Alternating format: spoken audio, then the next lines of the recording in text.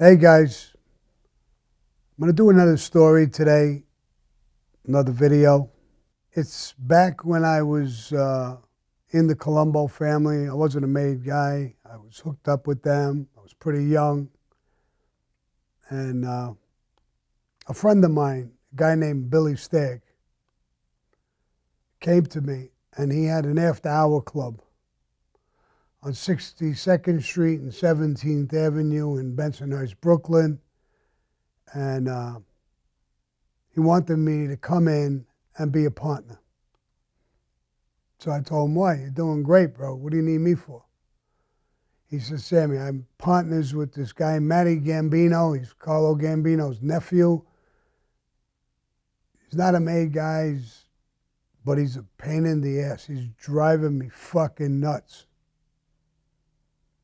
Now, Billy Stagg was with the old man, Johnny Rizzo. I talked about him before. He was a made guy in the Gambino family. And I guess this kid, they tolerated him because it was Carlo Gambino's nephew. So he thought that if I came in from another family, I was with the Colombo people, I wouldn't have to put up with some of his bullshit. He knew my style. That really wasn't my style to put up with too much. So I went to Shorty Spiro, who went to Carmine Persico, and I got their blessing to go partners. They talked, Shorty Spiro and the old man Johnny Rizzo, and the marriage was made, and I came in as a partner. It was a great club. Used to open up 3, 4 in the morning for the after hour, people drinking, hanging out, women. Really good club that were coming in. People from New Jersey would go there after they would go to a bar. Then they'd come by and they would hang out till 4, 5, 6 in the morning. And in the back we had a poker game. It was a pretty good game, big game, and we were cutting the game and making money on that. But it was a lot of work. We had a couple of cots in the back because sometimes it went on for 2 days, 3 days long. It would go on all night till the next morning, and then people who went to work, sanitation workers and the Scopaccis who had a funeral home, they all loved the sons. There was 3 of them. They loved to gamble, so they would come there in the morning, and it would just continue again all day long, right up until the night again. It was crazy. Just a lot of work. And I'm a little guy in height. And I would be in the middle of breaking up fights with these big guys swinging at each other. I wasn't fighting, but even breaking them apart was really hard. People arguing with a girl or this or that, involved in all of that bullshit to keep it nice. Clean the place, go in the back, work in the back a little bit. I mean, I was everything, from a dishwasher to you name it. Me and Billy did it. And we'd keep the books and the records. And Matty Gambino, Mr. Big Shot, never came in. He came in a drink, overcoat, over his shoulders, the arms weren't in the sleeves, and well dressed, and come in with a couple of people, a couple of girls, and he just liked giving orders, you know, get the waitress to get me this, and he thought he was like a fucking don. I tolerated it because he really was Carlo Gambino's nephew, so I never really got cocky or did anything, but it used to rub me wrong when he would come in and he was a little abusive towards Billy. Billy had to tolerate it. And then occasionally he would do it with me too. Sammy, get over here. It just bothered me the way he did it. It's not that somebody couldn't do it, that I thought my shit didn't stink. I mean, I did everything. But to call me over like, come over here, get the waitress and get us some drinks. I really hated it. I hated him talking to me like that. But like I said, it's Carlo Gambino's nephew, so I tolerated it. It went on for a while. And we would get the money, cut it up, and Billy would take a third, I would take a third, and we would give a third to Matty Gambino. One night he came in, must have been 5, 6 o'clock in the morning, 4 or 5 guys, 4 or 5 women, all dolled up, overcoats. The woman had mink coats on,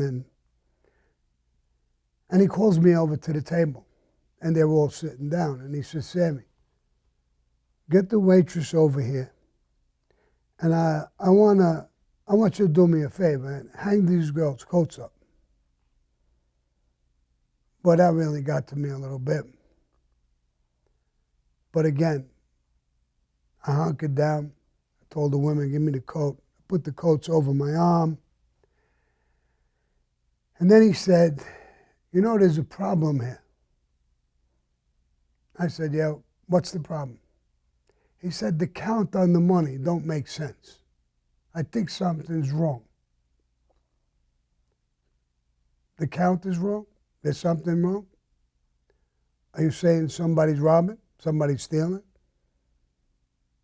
Because if you're saying that, me and Billy handle it. It's either me, Billy, or the both of us.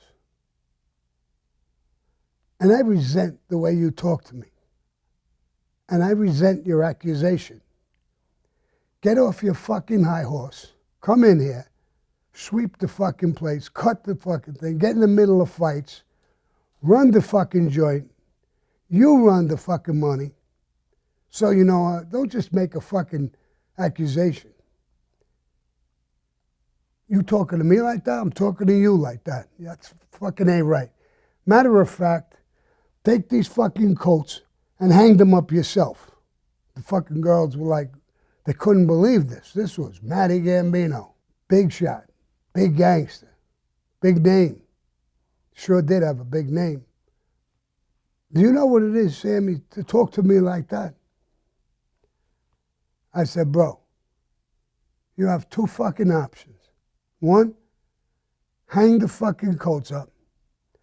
Get up off your fucking ass and go to the bar and pick up the drinks yourself. The waitress is busy. I'm not going to make her stop what she's doing. Or show me what you got. You could have heard a pin drop. It seemed like the entire club, the people, the noise, the dancing, everything seemed to go dead silence. Maybe it was me, but it went dead silence.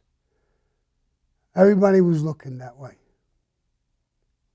He told the people at his table, the women, all right, come on, get the coats, we get out of here.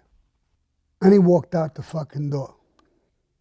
Billy came over and said, Sammy, that's why I knew you wouldn't tolerate this bum. I wanted to do this so fucking bad. But I can't. I'm trapped. I'm with them. I can never get away with this, bro. I'm not trying to get away with nothing, Billy. I'm not a fucking dog. I'm not a mutt. I listened to his bullshit and I did everything. I had the coats on my arm, Billy. But to accuse us now in front of these people, too, not even take us in the back room and say something like that. Fuck him. The next morning I went, called Shorty Spiro and told him exactly what happened. Billy went to the old man Johnny Rizzo, who was a made guy, and he was with Toto Arello. You heard that name before. He was a major captain in the Gambino family. I told Toto what happened. Toto obviously went to Carlo Gambino and told him what their side, not my side, their side, what happened. What Billy told the old man Johnny Rizzo, what Johnny Rizzo told Toto, that's what was going into Carlo's ears. And I told Shorty to Carmine Persico and probably right up to the top. I remember Carmine Persico told me, Sammy, you're with us, bro.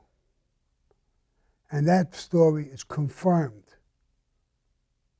We spoke with the old man Rizzo. The old man Rizzo confirmed it. That's gospel, what happened. You didn't miss one fucking word. you did the right thing. You're not a fucking coat boy. You're not going hanging up people's fucking coats. You're not cleaning his table. You're not a fucking waitress. And we like the fact you even shielded the waitress, that he couldn't play Mr. Big Shot with her. Drop what you're doing and do work for me. No. I said, am I out? Absolutely not. From what we understand, when this meeting is over, Carlo Gambino will ream this kid a new fucking ass and put him in his fucking place when he deserves to be. Respect in our life. I wasn't a maid guy, so he's explaining it to me on another level. It's a two-way street. You respect people, you get respect. You're an abusive piece of shit, those are answers you get, especially when you bunk into a fucking guy who's a tough guy and has respect. They have the right to answer, and you did, and you have that right. We had this club for a long time. A friend of mine, Little Butch, real tough guy, a little crazy.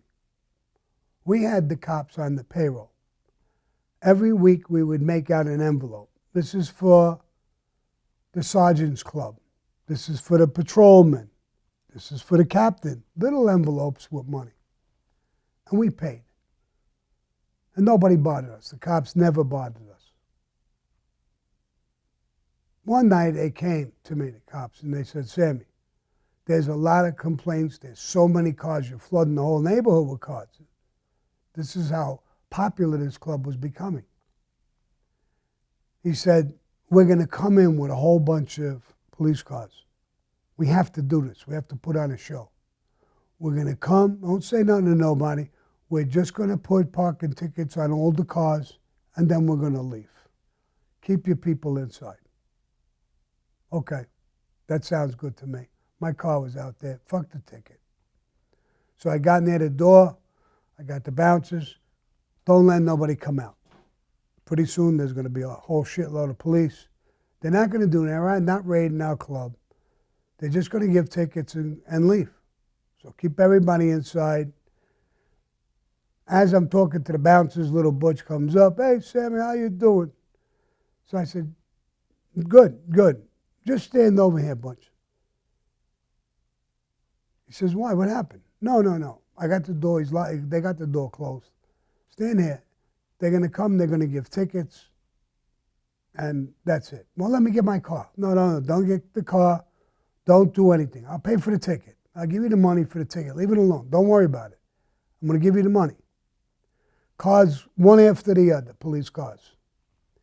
Putting tickets on windshield, cops all over the street from one end of the block to the other end, writing tickets.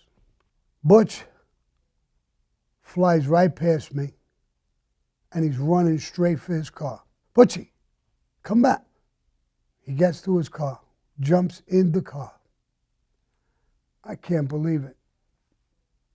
He puts the key in the ignition. A cop sticks his arm in the car to shut the fucking car because he wouldn't listen. He grabs the cop's arm and yanks it in. They start fist fighting. Cops coming all over, jumping a bit with bats. A real tough little bull for this guy. And I'm in the street now telling the cops, whoa, you can't hurt him like that, bro. He didn't do shit. He just, before you know it, the bouncer's me, there's a brawl in the middle of the street. Billy Stagg, everybody's fighting. The cops come to me the next day. You could never open that club again. It's over. It's done. Listen, bro, it was a bullshit thing. One guy just went overboard with the guy, hitting him with bats and every other fucking thing. He was down. You can't pay enough money. It's closed. We can't ever open this again. We blew the club. We didn't do anything to Butchie.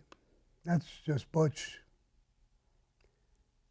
Great guy, tough guy, the mentality of a fucking tabletop piece of wood. But he's a great guy. Still alive. I still love him. We're still in contact. Billy Stagg went to a club on the Utrecht Avenue, a bar one night. And there was a lot of mob guys in there from different crews, different families. There was an argument over a girl. And he hit a brick wall. There was a bunch of them. He went out, instead of getting in his car and going away, and just, he got a gun out of his car. People saw him. As he opened the door and came in and passed some people, they shot him in the back of the head and killed him. And that was the end of Billy Stagg. And that whole thing. He used to stay around Doc's bar with us, with the Rampers when we were younger.